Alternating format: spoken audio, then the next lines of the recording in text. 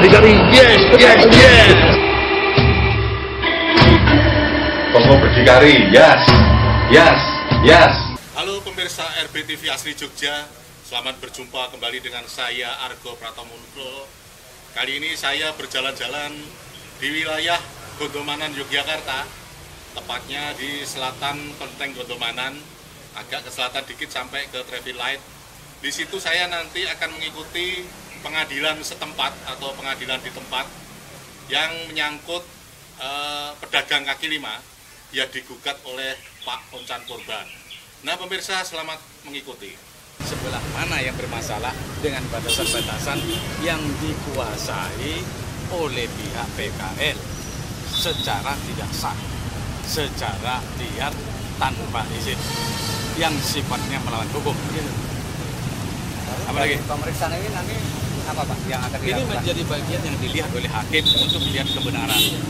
Bagaimana sebenarnya permasalahan objek itu, posisinya benar nggak, di bagian depannya tanah milik kita apa tidak.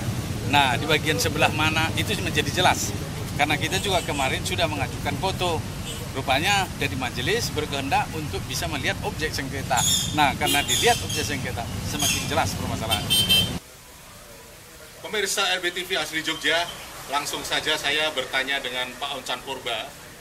Setelah tadi kita menyaksikan juga sidang di tempat, dan kali ini saya juga akan banyak berbincang-bincang dengan Pak Oncan Purba. Selamat berjumpa Pak Oncan. Selamat berjumpa. Wah, ini Pak Oncan. Hari ini agenda yang menyangkut gugatan Pak Oncan terhadap pedagang kaki lima sebanyak 1 miliar itu ya. Karena yang berkembang di masyarakat kan itu loh. Kenapa itu selalu saya sebut juga gitu. Itu hari ini pemeriksaan setempat ya, atau pengadilan di tempat ya. Yang tadi hadir semua ya Pak Oncan. Hadir semua. Bisa diceritakan perjalanan sidang itu secara umum dulu Pak Oncan. Ya. Jadi pemeriksaan setempat itu adalah bagian daripada satu ketentuan hukum ya, yang dimana ini juga dilakukan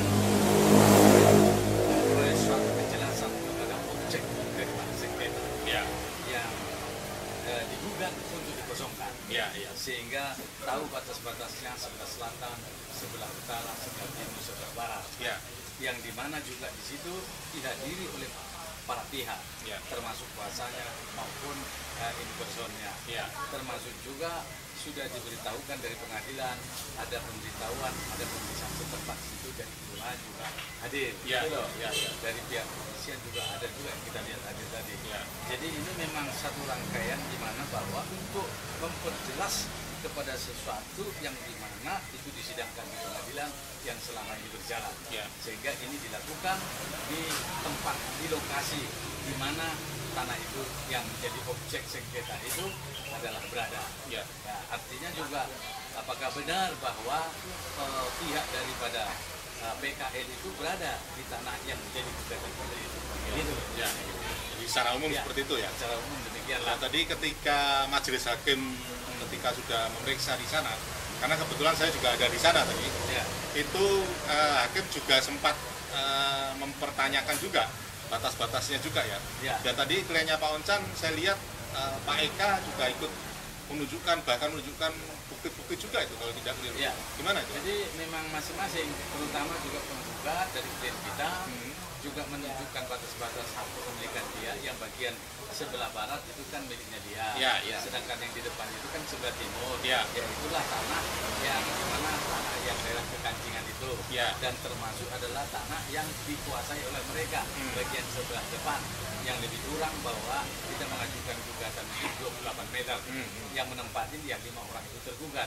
Jadi penggugat ini juga ditanyakan batas-batasnya, sebelah apanya, batas-batas dari itu semua gitu loh, yang dimana sudah disebutkan di situ bahwa kalau batas sebelah barat itu tanah milik dia, batas sebelah selatan adalah tanah kekancingan, sebelah utara tanah kekancingan, sebelahnya persis daripada tanah kekancingan itu adalah trotoar, gitu loh. Nah ini kan juga termasuk di dalam gugatan kita yang sudah jelas.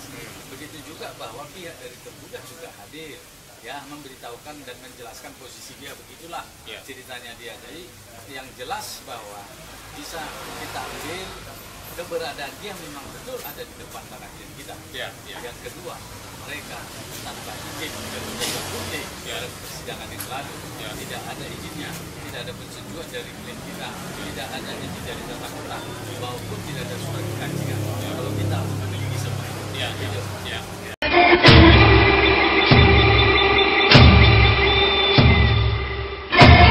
Kamu berdikari, yes, yes, yes. Kamu berdikari, yes, yes, yes. Bang Chan, tadi sidang yang ada di tempat tadi majelis hakim secara eksplisit sekali lagi dia meminta sebelum putusan, karena setelah ini kan kesimpulan kesimpulan terus putusan itu. Itu kalau bisa ada perdamaian gitu. Karena kalau melalui persidangan kan nanti ada yang merasa salah, ada yang merasa benar, ada yang merasa menang, ada yang merasa kalah gitu. Itu gimana itu menurut Bang Chan? Jadi di dalam hal ini memang bukan hanya daripada majelis hakim, kerja semua pihak. Pastilah berharap kami supaya itu dapat dimusyawarahkan. Walaupun itu kalau bisa juga sebelum putusan pengadilan. Proses musyawarah itu sudah dilakukan. Bahkan kesempatan itu pun sampai tadi juga dilakukan. Kan begitu? Walaupun itu belum dilaksanakan. Beda masing-masing kan itu. Cuma persoalannya sekarang yang harus kita lihat, adakah nilai-nilai etika baik dari itu juga di sini? Karena selama ini upaya musyawarah sudah dilakukan sebuah tapi tidak terasa. Nah, bagaimana kita bisa untuk menggali posisi etika baik itu? Dia harus kosongkan dulu, baru kita tahu jelas. Itu penting karena persoalan ini sudah masuk kepada ranah hukum dan pengadilan. Bukan kita tidak mau, tapi maukah dia menunjukkan etika baik kosongkan? Itu yang penting. Karena yang dua itu sudah mengosongkan dan sudah damai dan sudah selesai itu pengadilan. Itu hati ke hati, pikiran-pikiran dengan rasa kemanusiaan antara kita dengan PKL yang dua yang sudah dapat diselesaikan dengan baik. Jadi tidak perlu ke pengadilan. Ini kan tidak mau dia. Dia bahkan kalau kita angkat dia menantang. Itu persoalan dari situ. Karena kan gini Bang Chan, karena kan sampai titik yang tadi, yang sidang terakhir ini kan tetap upaya damai nanti tetap diinginkan gitu loh. Termasuk tadi yang terakhir saya dengar bisi-bisi juga tergugat sempat ngejar juga kayaknya Pak Ochan itu loh. Ketika mau saya ada di belakang mereka itu. Itu gimana itu Pak Ochan? Oleh karena itu maka siapa yang tidak mau dapat diselesaikan semua urusan dengan baik dan damai? Tetapi persoalan ini kan sudah ranah pengadilan. Kalau memang kehendak mereka menyelesaikan itu, bagaimana dia kelihatan dengan baik? Persoalan ini apa yang bisa kita pastikan dalam kondisi ini? Di mana bahwa awalnya dia tidak mau damai, bahkan dia mengatakan bahwa kami tetap bertahan sampai persoalan. Gitu loh. Nah, sekarang saya ingin bertanya Bang Chan, yang terakhir nih. Jelas ini orang akan bertanya apakah Pak Ochan itu nanti optimis bisa memenangkan gugatan ini gitu? Ini permasalahan itu sejak dari awal kita sudah optimis. Sebelum gugatan ini kita sudah optimis. Karena apa?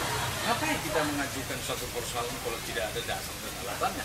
Yang jelas kan sudah kita lihat. Mungkin Anda juga sudah melihat mereka kan berada di bagian depan tanah bumi klien kita. Bagian sebelah selatannya. Lebih kurang itu 25 sampai 28 meter persegi lebih kurang. Dia mengganggu akses jalan. Sudah jelas.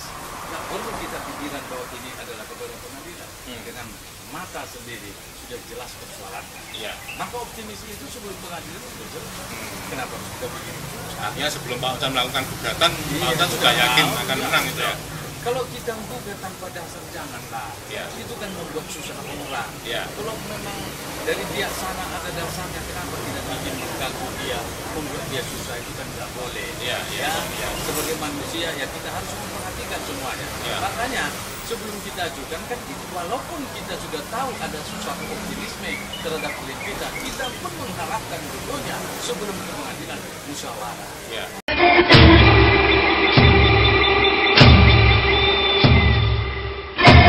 Kamu berdikari, yes, yes, yes. Kamu berdikari, yes, yes, yes. Pak Ochan, saya ingin mendalami yang soal bukti-bukti tadi, Pak Ocak. Ya. Itu majelis hakim tadi kan ditunjukin bukti-bukti oleh Mas Eka ya, oleh Pak Eka ya, oleh klien Pak Ocak ya. Beberapa lembar kertas itu tadi, kalau saya tidak ingat. Dan itu Pak Hakim tadi mengatakan ini sudah jadi bukti belum gitu. Dia bertanya seperti itu gitu.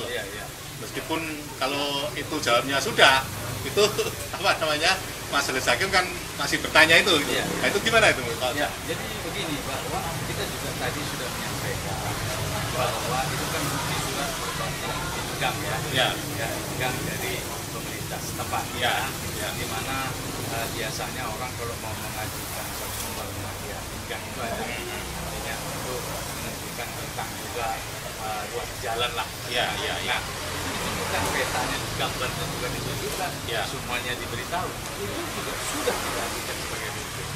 Sudah kita ajukan juga bukan sebagai bukti. Sudah perjanjian sewa. Artinya sudah komplit ya? Surat-suratnya komplit semua ya? Sampai berapa lembar itu semua? P-nya? Banyak lah ya. Termasuk juga sudah kita ajukan sertifikat akte daripada pihak klien kita bagian kancingan itu ya? Bukan bagian sebelah baratnya. Oh ya, sebelah barat ya. Kalau kekancingannya seperti itu. Sudah jelas ya? Yang pakai sewa itu sudah kita ajukan juga. Terus sudah kita ajukan juga masalah menyangkut undangan-undangan yang dimana itu diundang oleh pihak dari kelurahan. Artinya musyawarah itu ya? Musyawarah upaya-upaya yang dilakukan sejak awal. Terus keberadaan posisi hak dari itu semua sudah ada semua di sini. Sedangkan dari pihak dari para tergugat tidak ada. Wah jelas yang diajukan itu bukti Belanda tahun 38 dan ya. Terus ada yang diajukan izinnya tapi bukan izin menyangkut yang ditempatin, izin kunci, izin apa, itu pun sudah habis masa waktu, sudah nggak laku lagi. Dan sudah diakui oleh para saksi juga ya? Iya, itu juga sudah dijelaskan oleh para saksi. Jadi tidak ada perizinan mereka yang berlangsung sampai sekarang. Jadi sudah semuanya tidak ada, maka jelas keberadaan mereka di situ adalah liar dan melawan hukum. Dan orang itu harus bertanggung jawab terhadap kerugian yang timbul kepada klien kita. Oke, sekarang saya ingin juga lebih bertanya lagi, seandainya ini saya berandai-andai juga ini, karena kan tadi Pak Oncan optimis itu bisa menang itu ya kan. Artinya sejak sebelum ada gugatan pun Pak Oncan sudah merasa yakin itu menang gitu. Kita juga. Sekarang umpamanya gugatan ini Pak Oncan memang menang, tapi kemudian si tergugat itu tidak mau pergi dari itu, gimana itu? Jadi eksekusi. Jalan paksa itu ya? Iyalah, upaya paksa. Upaya paksa ya? Tidak suka. Oh iya. Melalui proses eksekusi. Jadi kita berjalan sesuai dengan aturan main. Karena memang hukum dimungkinkan untuk itu ya? Iyalah. Kalau kayak gitu nggak ada gunanya lagi. Iya. Kita ini kan melakukan ini supaya tidak timbul main hakim sendiri. Walaupun kita sudah benar, tapi kita harus menghormati hukum yang ada di negara kita. Walaupun kita benar, kita juga harus dibawa.